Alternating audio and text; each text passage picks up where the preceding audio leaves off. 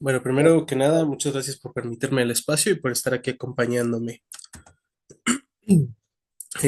No sé si alguna vez les ha pasado que alguna situación que a lo mejor les parecía conflictiva ha dejado de serlo. Y no precisamente a lo mejor por haberlo elaborado a lo mejor en terapia, sino que más bien simplemente ha pasado como ese sentimiento.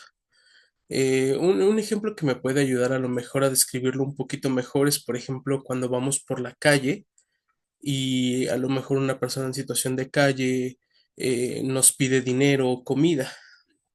Esto de alguna forma a lo mejor en las primeras experiencias nos puede causar cierto conflicto, pero no habrá quien lo elabore, claro, en terapia, pero normalmente siempre va pasando, simplemente, es decir, ya no nos causa conflicto después. Esto que me trata de ayudar a ejemplificar lo que trato de decir es la empatía. Esta empatía yo me puse a investigar un poquito de ella porque parece ser un fenómeno que dentro de la fiscalía parece estar causando de alguna forma una revictimización en las personas que son víctimas de violencia. Eh, pero para esto me gustaría hablarles un poquito, tal vez en mi trabajo de servicio social en la fiscalía. Estuve específicamente en el área de Cariba. En Cariba principalmente se ven usuarios víctimas de violencia familiar. En una primera etapa que estuve dentro de la fiscalía, que fueron 2 meses, estuve como ayudante o adjunto Per- de... per- Perdón, Fernando, ¿qué significa Cariba? Cariba significa centro de... am, de un momentito, centro de...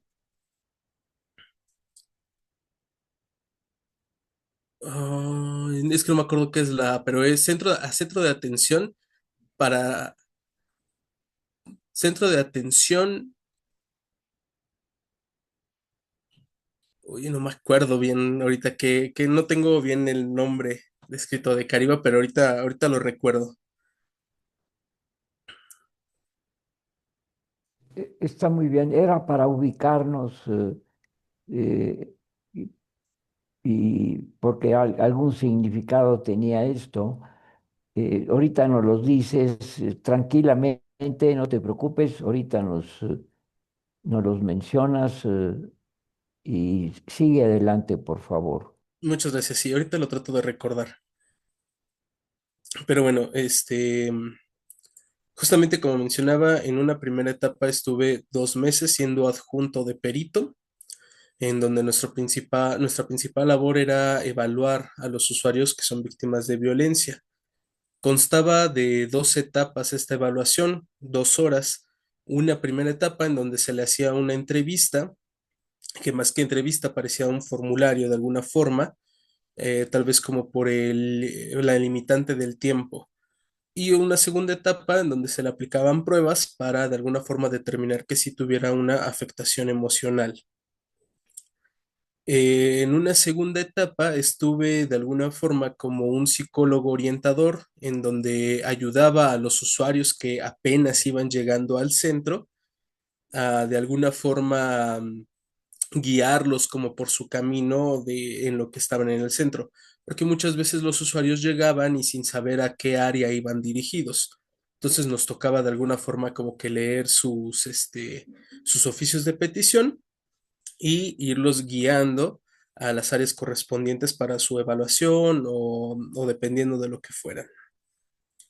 Y en una tercera etapa, a los últimos 2 meses, estuve de alguna forma más como un psicólogo organizacional, en donde nuestra labor se enfocaba más a atender ciertas peticiones del Ministerio Público, darle seguimiento a usuarios o incluso ayudarles a los coordinadores de área a organizar a los peritos en tanto que fuéramos administrándole los usuarios que iban llegando al día.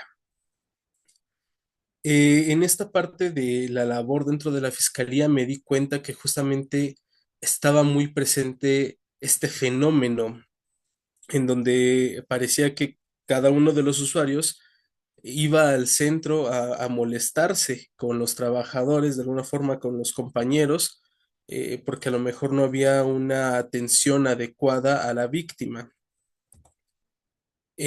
Por ejemplo, en el trabajo del peritaje específico, que fue donde yo más lo noté o donde más bien lo empecé a notar en demasía, era cuando el perito nos decía las cosas que teníamos que preguntarle al individuo de manera específica.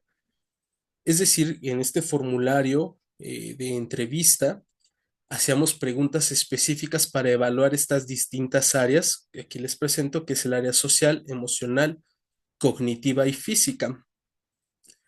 La labor de nosotros como adjuntos se enfocaba simplemente en hacer las preguntas. Una vez que empezábamos la entrevista y le indicábamos al usuario cómo teníamos o cómo íbamos a empezar a trabajar, este, el perito nos iba de alguna forma como guiando y corrigiendo en algunas secciones con el usuario ahí enfrente. Una vez que el usuario empezaba a hablar sobre el suceso violento que vivió y él empezaba a querer exteriorizar a lo mejor su sentir, la situación o cómo fue que llegó a esa situación, el perito se limitaba a decirle como, ahorita nos enfocamos en eso, no es trabajo para hablar, ¿no? Entonces vamos a continuar con el cuestionario porque si no se nos acaba el tiempo. Entonces yo empecé a notar que la mayoría de los usuarios pues justo se quedaban como con esta parte de la demanda en la entrevista, ¿no? Queriendo hablar más un poquito, ¿no?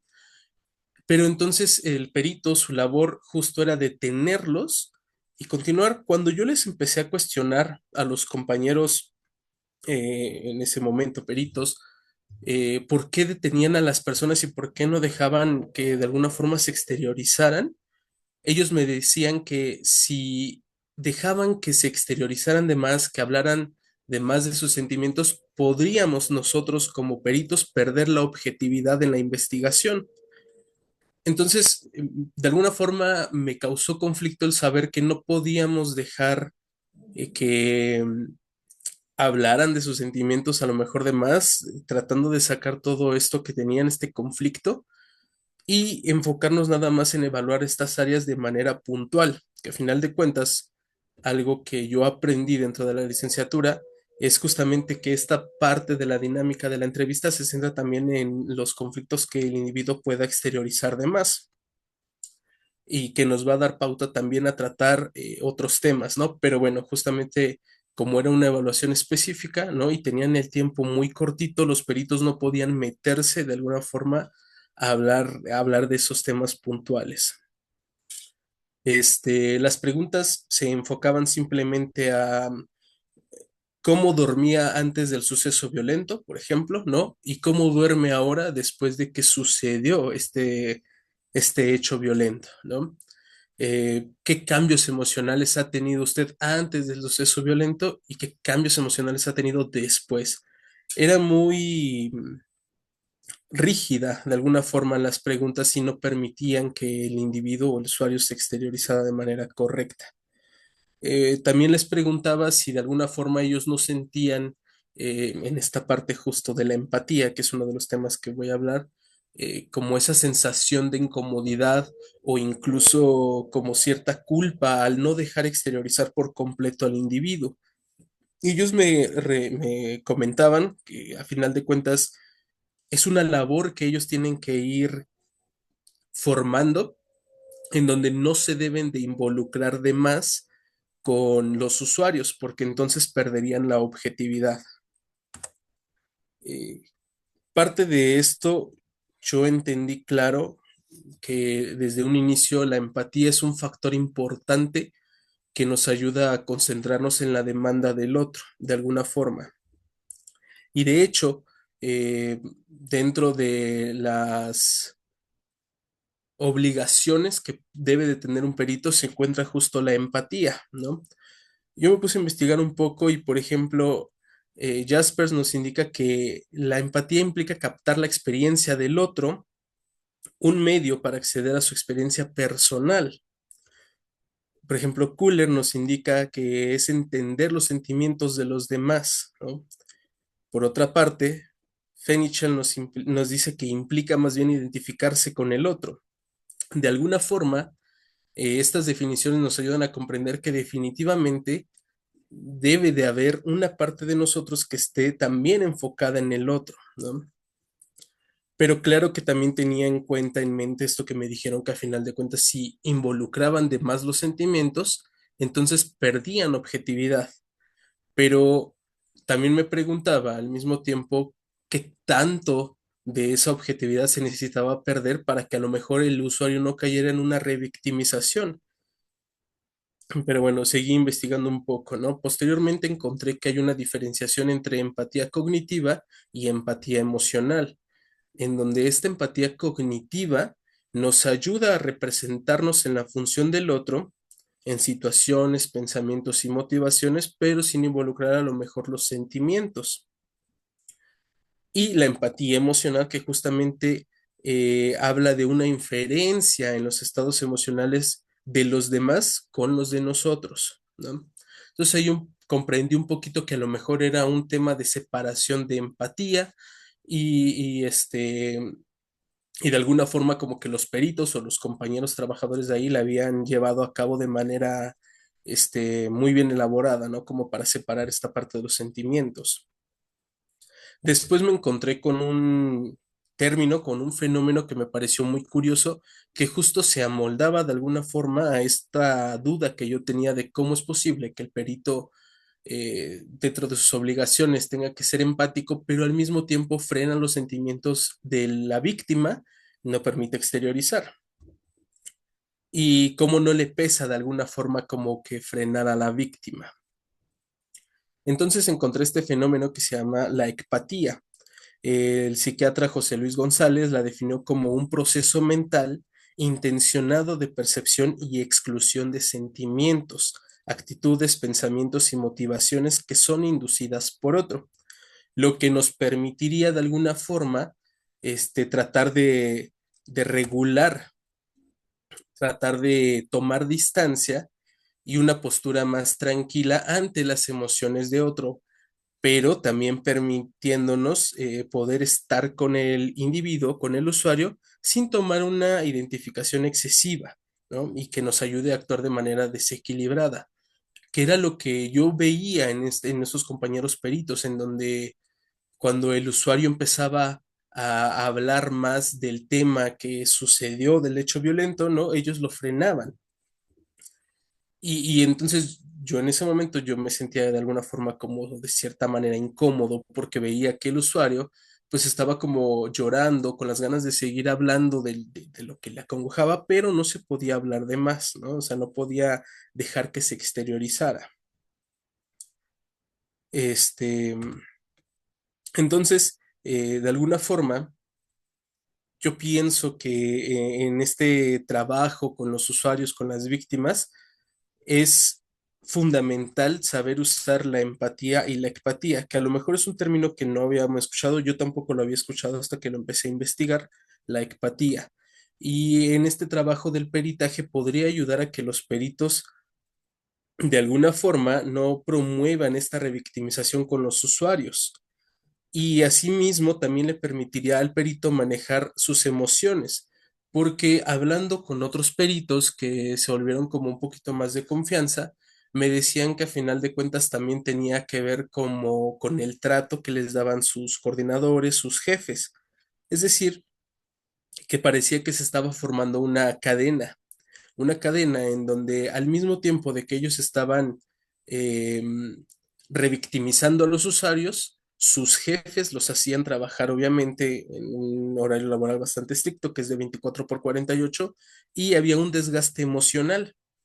Entonces, obviamente, este desgaste emocional a algunos peritos que a lo mejor no estaban tan acostumbrados a seguir con estas evaluaciones, con los dictámenes y trabajo seguido, les afectaba emocionalmente y entonces, de alguna forma, no sé si como cierta formación reactiva, ¿no? O sea, si tú me haces, yo te hago, se desquitaban o no sé si decir se desquitaban de alguna forma sea correcto, pero más bien no permitían que los sentimientos del usuario les afectaran a ellos, simplemente haciéndolos a un lado. Entonces también entendí que esta parte era un tema que se está volviendo violencia institucional, en donde no solo el usuario víctima de violencia vuelve a ser víctima de violencia por segunda ocasión, sino que también ahora el perito se vuelve víctima de violencia, pero ahora una violencia institucional, en donde al mismo tiempo de que se están vulnerando los derechos del usuario víctima de violencia, también se vulneran los derechos del perito o de los compañeros de trabajo social, porque también, por ejemplo, ahí estuve con algunos compañeros de trabajo social que me mencionaban lo mismo y que actuaban de manera similar con el usuario. Entonces, esta violencia, esta revictimización se vuelve un poquito más elevada como una violencia institucional. De alguna forma, en conclusión, yo creo que la empatía, saber de la empatía, nos puede ayudar a regular de mejor manera la forma en que estamos ayudando, interactuando con el otro, en este caso con en el peritaje. La falta de esta empatía nos puede llevar a caer en un conflicto de transgresión al momento de evaluar al usuario víctima de violencia, al igual que la mala regulación emocional que nos puede en un grado mayor llevar a la violencia institucional. Y justo como comentaba, creando así una cadena en donde tanto los jefes violentan de alguna forma a los peritos, a lo mejor incluso castigándolos, poniéndoles más usuario, no dejándolos salir a comer, y entonces el perito obviamente también va a volver a actuar, ¿no? En esta falta de empatía con el usuario, en donde se siente cansado y necesita acabar rápido los dictámenes, y entonces es como de, sí, sí, lo evalúo rápido, ¿no? El que sigue y el que sigue, y así sucesivamente. Y bueno, de alguna forma esto fue mi trabajo de investigación dentro de la fiscalía.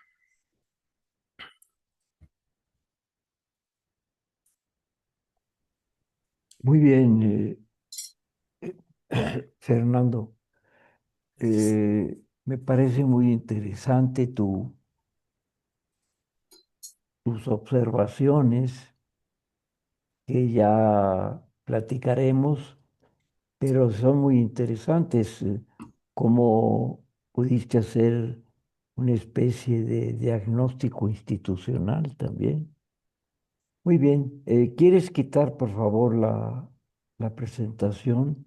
Sí, Eh, Vamos a seguir adelante y le voy a pedir al maestro Francisco Castillo Borges que nos diga sus preguntas y sus comentarios.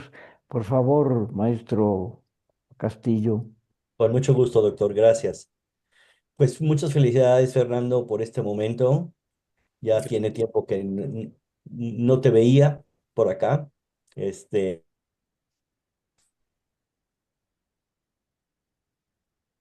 bueno que ya decidiste tu titulación. Espero verte en la maestría pronto. Este,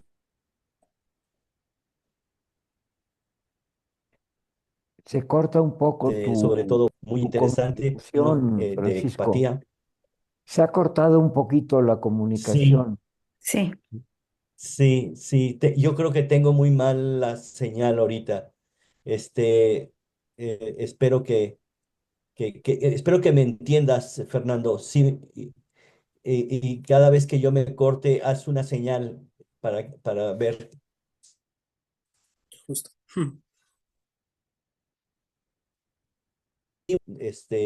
interactuar con usted. Sí, parece que tienes una señal bastante baja, porque estás ahorita nuevamente congelada tu imagen, no se escucha tu voz. Este, No, ¿te puedes cambiar de lugar o algo así? ¿Hay algo o que vuelvas a entrar a ver si mejora? No sé, porque sí es bastante notorio, ¿no? Bueno, yo creo que va a entrar nuevamente. Eh, vamos a seguir adelante mientras ya volviste a entrar, Francisco. Muy bien, vamos a ver ahora. ¿Ya está mejor? Sí, se oye bien. Hola, Sí, está bien.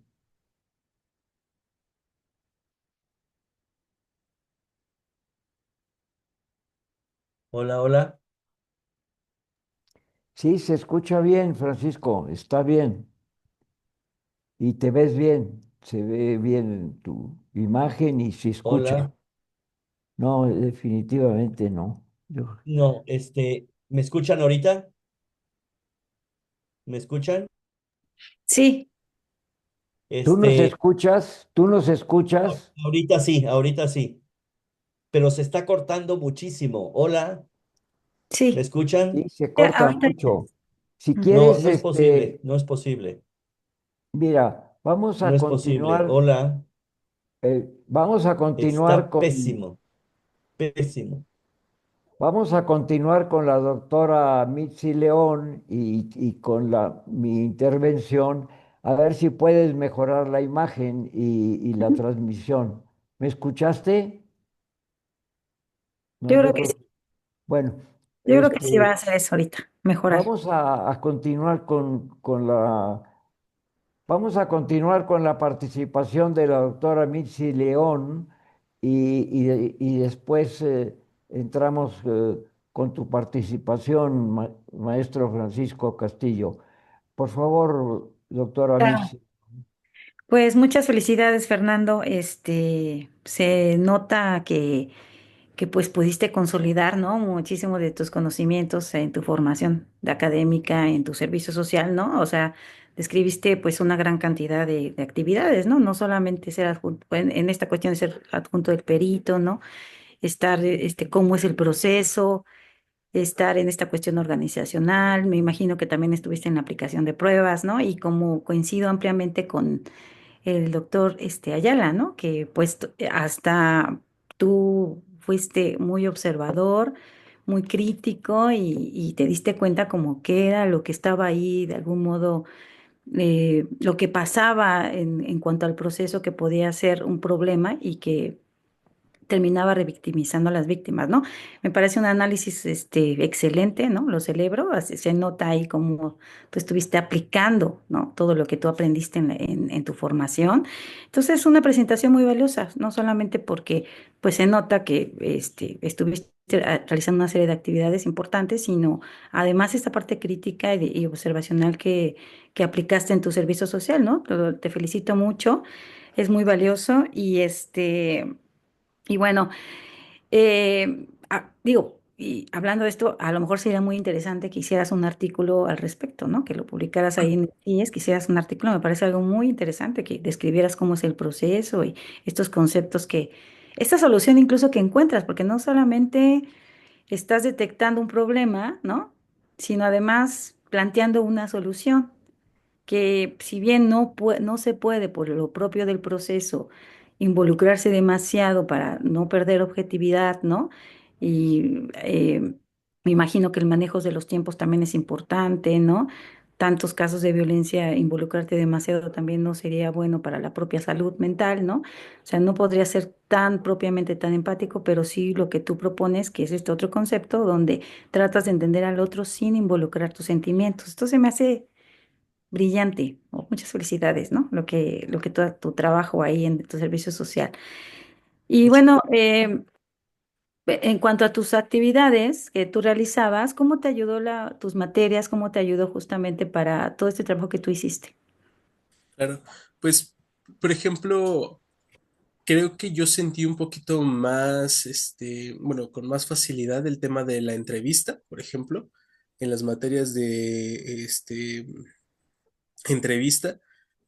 La verdad, justamente uno de los profesores que tuve fue el maestro, Francisco Castillo, ¿no? Y nos ponía a entrevistarnos a nosotros mismos o incluso traía a personas para que nosotros la entrevistáramos.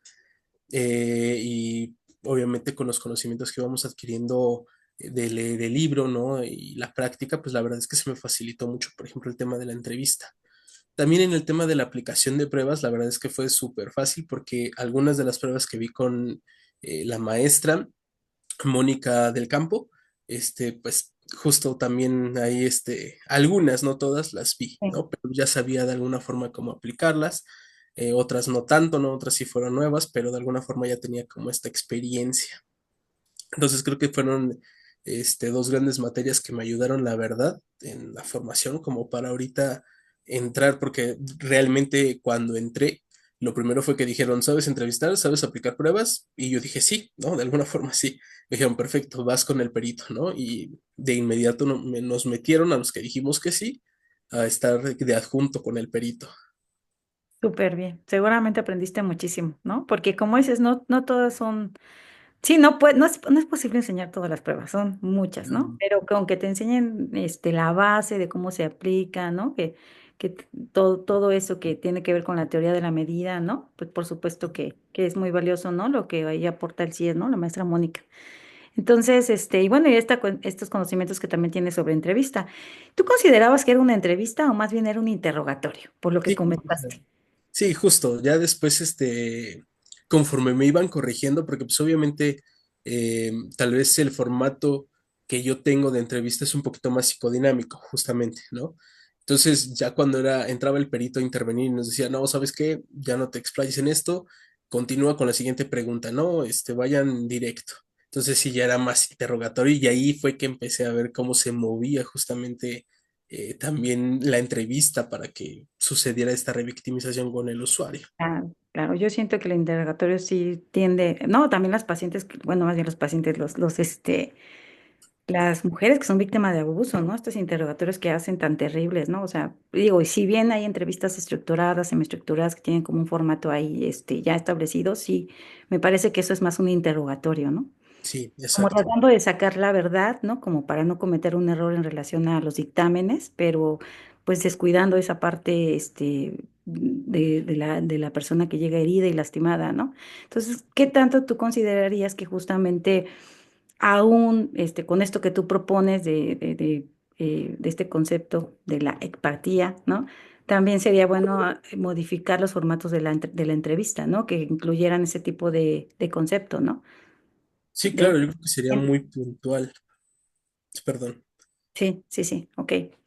Oye, Iván, y ya finalmente la última pregunta, ¿qué pruebas aplicaban? Porque decías que no todas las conocía. ¿Qué pruebas aplicaban? Porque los dictámenes son muy completos, ¿no? Para hacer toda una evaluación muy completa de todas estas 5 áreas que mencionas, o 4, no recuerdo. ¿Qué pruebas eran las que aplicaban y cuáles conocías y cuáles tuviste que aprendiste ahí? Pues la que conocía, por ejemplo, era el BDI, que es para la depresión, para medir la depresión. Ese es el que conocía. Pero aplicaban también A más A, que definitivamente no lo conocía. Bueno, en su versión para adultos mayores también el A más C, que tampoco conocía. Yashabash, otro que tampoco conocía. Amasa, BDI, el inventario de intervención para, bueno, ay, se me olvidó ahorita su nombre del autor, pero es principalmente para la resiliencia. Ujú, ok. ¿Proyectivas no aplicaban? No, proyectivas, nadie aplicaba proyectivas, más que algunos peritos que trabajaban con niños. Claro, claro. Ujú, pues sí. Ni el Minnesota no lo aplicaban tampoco. No, Minnesota no, aplicaban uno que se llama, bueno, su abreviación es CDFI, Ah, las más 17 o menos. factores, ¿no? Ajá, Ujú, sí, ok. Pues sí, bueno, pues sí, qué interesante que pudiste aprender ahí muchas cosas. Te felicito mucho y qué gran logro que ya te estés titulando. Y ojalá, bueno, no, ojalá, espero que estés seguro que te veamos por la maestría, sí, Fernando, es ¿no? seguro, sí, muchas gracias. Bien, eso sería todo. Muchas Gracias. gracias, doctora Bici León Calderón, por sus preguntas y sus comentarios interesantes y estas respuestas de Fernando. Francisco Castillo, maestro Francisco Mira, Castillo, tienes tú la palabra. gracias, doctor. Creo que ya se restableció, estaba muy problemático. Pues, Fernando, te decía hace rato, muchas felicidades por este momento. Yo tengo algunas preguntas que me gustaría platicarlas. La primera sería algo que preguntó la doctora Mitzi, que es pero ¿cuáles son las áreas o cuál es el área que más te gustó en la licenciatura, que sientas que tiene más fortaleza que las otras, o cómo ves las áreas en general? Que, digamos, interactúan de alguna forma con lo que viene el servicio o en general en la No, no, licenciatura. no, en la licenciatura, ¿cuál es ya ves que hay área clínica, área social, área educativa, área de criminología, área de ciencias, de neurociencias. ¿Cuál es el área que más te gustó, que más disfrutaste, que sientes que tiene mayor fortaleza? La verdad es que disfruté todas, pero de las que más disfruté es el área clínica y el área criminal. Ya, ya. Las otras, ¿cómo las ves? Bastante bien, o sea, realmente también me gustó. Organizacional, social, ¿cómo las ves? Sí, bueno, a lo mejor yo no soy tanto de lo organizacional o no creía ser tanto de lo organizacional, no me llamaba tanto la atención como tal, pero la verdad es que son muy buenas. También el área de neuropsicología, ahora que estuve ahí en la fiscalía vi muchas personas que iban enfocadas también a este camino de la neuropsicología en la parte criminal y la verdad es que también me encantó la idea de a lo mejor estudiar un poquito más acerca de la neurología, Ah, la ok. neuropsicología principalmente. La neuropsicología, sí, neurociencias. Muy bien, bueno, te voy a hacer una pregunta y con esa, ¿pasas o no pasas, eh? Ah, ok. Este, ¿Cuál es el correlato psicoanalítico de la empatía? Yo creo que sí lo pensé de alguna forma en implementarlo, pero también pues ya tenía como esta idea de la empatía, ¿no? Yo creo que tiene que ver un poquito con esta formación del mecanismo de defensa que es la acción compensatoria. ¿Cómo? ¿Cómo es eso? Ajá. Bueno, yo lo veo así, ¿eh? A usted me dirá. Esta Ujú. parte de la empatía tiene una similitud, o yo le veo una similitud con esta acción compensatoria de mecanismo de defensa. Es decir, como que esta empatía sale o puede salir en algunos casos a intervenir en nosotros para que no nos afecte a lo mejor el sentir del otro, como el ejemplo que puse al inicio, ¿no? O lo que mencionaba al inicio. O sea, a lo mejor una situación que en algún momento nos empezó a causar conflicto, ¿no? Nos empezó a congojar y que posteriormente dejó de hacerlo, ¿no? Pero es porque a lo mejor esta empatía entró en función y entonces dejamos a un lado los sentimientos del otro para que no nos perjudicara, ¿no? Yo siento que va más o menos como por ahí, como por un mecanismo de defensa. Pero no que no te perjudique, sino que puedas hacer tu labor mucho más profesionalmente, ¿no? Bueno, sí, sí, claro. Yo veo que eres muy estudioso, fuiste muy estudioso de todo el tema. ¿Qué haces? A qué te dedicas, Fernando? Realmente estoy trabajando como docente en una ¿Ah? institución ¿Ah? privada. De hecho, inicié mis prácticas ahí en esa institución por la escuela y pues ¿Ah? me quedé. ¿Y qué materias das? Pues ahorita van cambiando, la verdad, últimamente han cambiado bastante. Y ahorita, por ejemplo, estoy dando psicología de las adicciones, que la verdad no más es una repasadita porque no sé mucho tal vez, pero hay que estar estudiando. Te veo en la maestría. Y sí, sí, sí van a abrir otra vez la de psicología de las adicciones, por supuesto. Claro, claro que sí. Oye, yo pensaría que el término empatía que lo toma este doctor es José de Jesús González Núñez, Ajá, Enrique, sí, José Luis Enrique ¿sí? González. Sí, González, ya. Pues a fin de cuentas, muy freudianamente sería abstención y neutralidad, ¿no? Y abstinencia, neutralidad y abstinencia.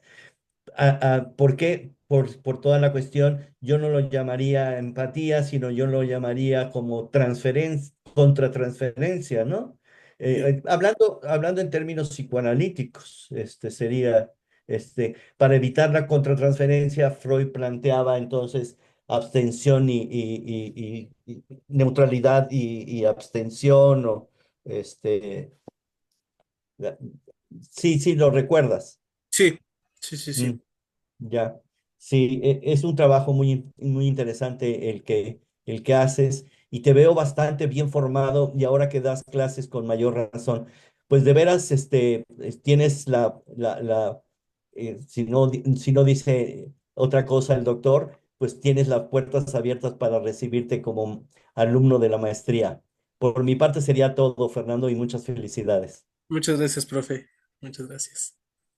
Pues muchas gracias, maestro Francisco Castillo. Eh, Gracias, doctor. se, se solucionó el problema perfectamente. Muy bien. Gracias, maestro. Pues Fernando, yo me sorprendió muy gratamente tu capacidad de observar y de poder hacer una evaluación institucional. Fue lo que más me sorprendió, donde te diste cuenta de cómo la institución afecta negativamente a sus participantes, sus empleados, y también a los usuarios que son las víctimas. Pero lo más importante es cómo afecta a las personas que trabajan ahí, cómo ese horario que puede ser muy útil para los que se dedican a ser eh, servidores del orden público, llámese policías, soldados, etcétera, u otro tipo de actividad de 24 por 48, cuando la fatiga puede dar más problemas que, que, que tener un cuestionario rígido. Y una persona que trabaja 24 horas seguidas, aunque posteriormente descanse 2 días, pues no es igual, ¿no? Digo, es un cansancio, y en estos casos donde está de por medio la determinar algo relacionado con una especie de juicio, pues me parece que tú pudiste observar que eso no es adecuado. Y ojalá permitieran las instituciones que personas que llegan como tú de fuera y observan, se dan cuenta y valoran lo que está sucediendo y ven la parte negativa. Tantas veces que escuchamos de estos maltrato indirecto o directo que dan las personas que trabajan en instituciones de justicia, sobre todo con la parte delincuencial, y donde lo que estabas tú mencionando al principio, una victimación o la revictimación. Esto es una situación muy delicada y dolorosa de no entender a la víctima y victimizarla nuevamente. Entonces, a mí eso me parece muy interesante, y que tú, para tu uso personal y quizás docente en otro momento, hagas una muy buen escrito relacionado con esto que tú observaste en el servicio social, y posteriormente te excluyeron de la parte de la práctica directa. Casi sentí, no, eso también, no, es mi, como decía el maestro Francisco Castillo, es mi contratransferencia hacia ti, cómo te sacaron de los interrogatorios o de estos entrevistas, porque cuestionabas y querías que las personas se expresaran. Yo creo que eso es importantísimo.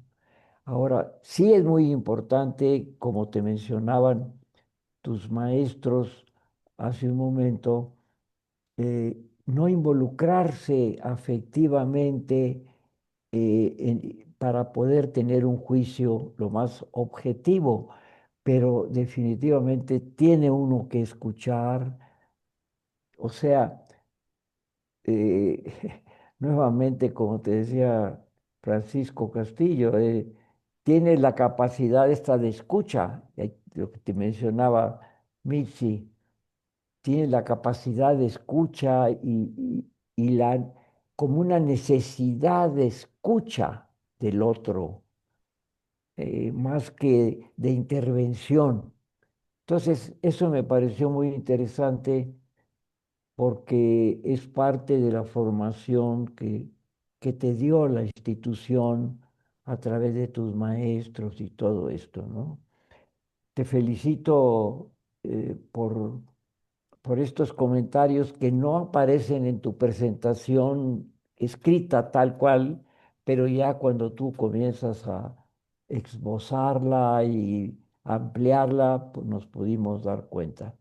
Yo te pediría que si quieres decir algo más en relación a esta experiencia que tuviste, pues no la expreses, ¿no? Sí, muchas gracias. Bueno, le tenía pendiente el nombre de Cariba, que es Centro de Atención a Riesgos Victimales y Adicciones. Eso es lo que significa Dímelo otra vez, por favor. Centro de Atención a Riesgos Victimales y Adicciones.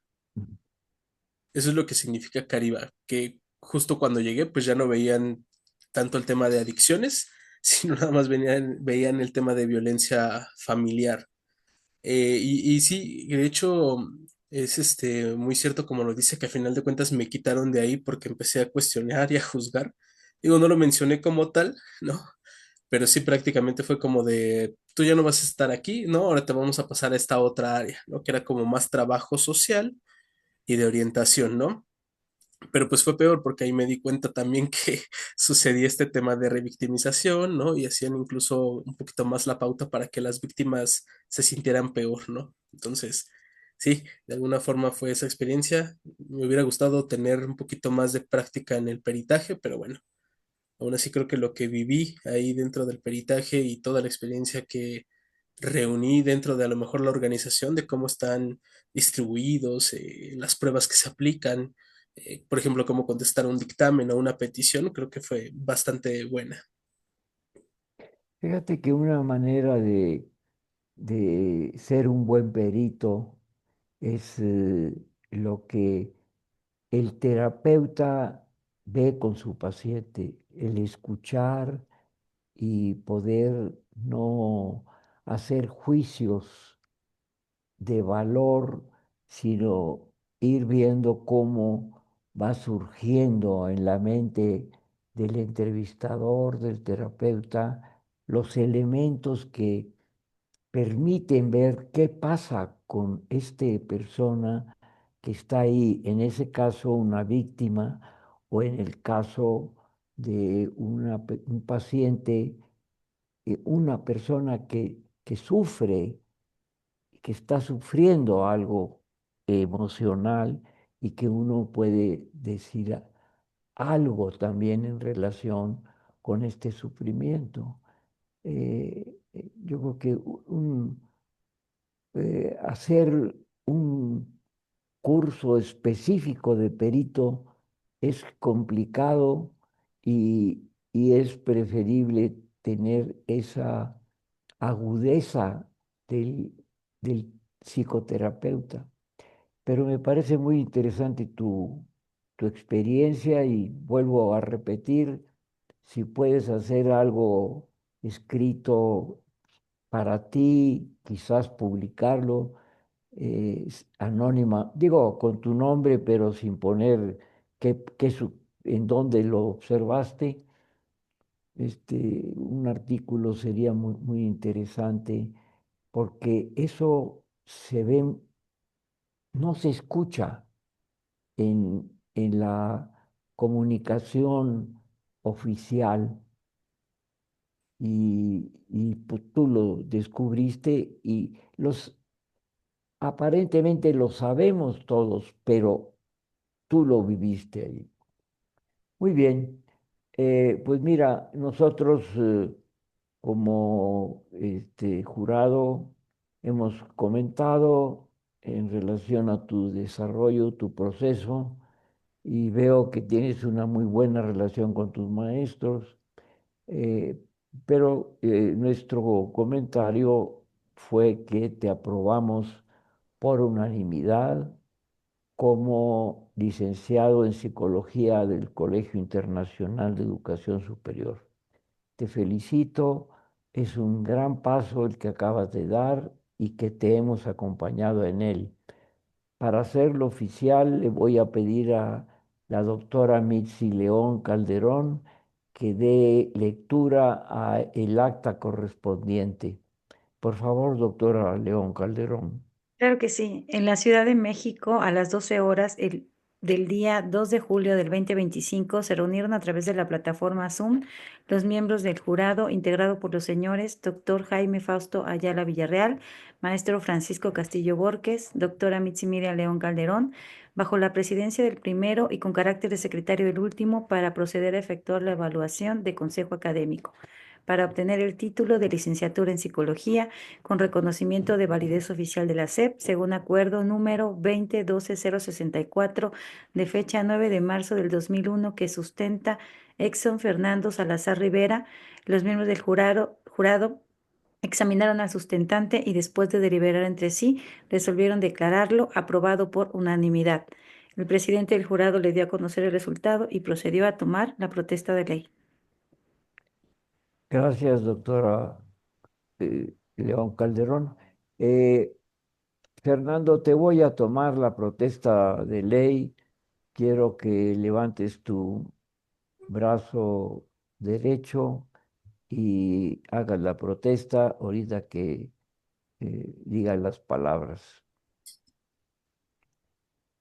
Edson Fernando Salazar Rivera protesta ejercer con ética y responsabilidad la práctica de la licenciatura en psicología del Colegio Internacional de Educación Superior. Protesto. Si así fuere, que la sociedad se lo demande, se lo premie, y si no, que se lo demande. Pues te mando un abrazo y de felicitación porque en este momento ya eres licenciado en psicología y hay que recibir tus documentos que son electrónicos para que hagas lo más pronto posible tu trámite en la Dirección General de Profesiones y obtengas tu cédula profesional. Felicidades y como Muchas dice el gracias. maestro Castillo, un aplauso. Muchas gracias. Como Felicidades, dice. Estamos Fernando. en la maestría, ¿eh? Sí, sí, sí. Ahí te vemos. Aunque no Ahí nos esté la de vemos. adicciones, todas tus materias, o sea, claro que puedes ahí integrar con el tema de las adicciones, todas involucran, ¿no? Entonces sí, ojalá que te esperemos por allá. Sí, muchas gracias, doctora. Claro que sí. Bueno, Felicidades, Fernando. Muchas gracias. agradecemos a todos tus invitados su presencia y damos por terminado este protocolo. Buenas tardes. Nos Gracias, vemos, doctora. Y Fernando. Felicidades. al maestro Francisco, agradecerle su presencia como Gracias, siempre doctor. y mandarle un abrazo. Y a la doctora Mitzi León, que nos esperamos para el siguiente. Bueno, pues buenas tardes. Hasta Buenas luego. tardes. Hasta Hasta luego, luego. gracias. Hasta luego.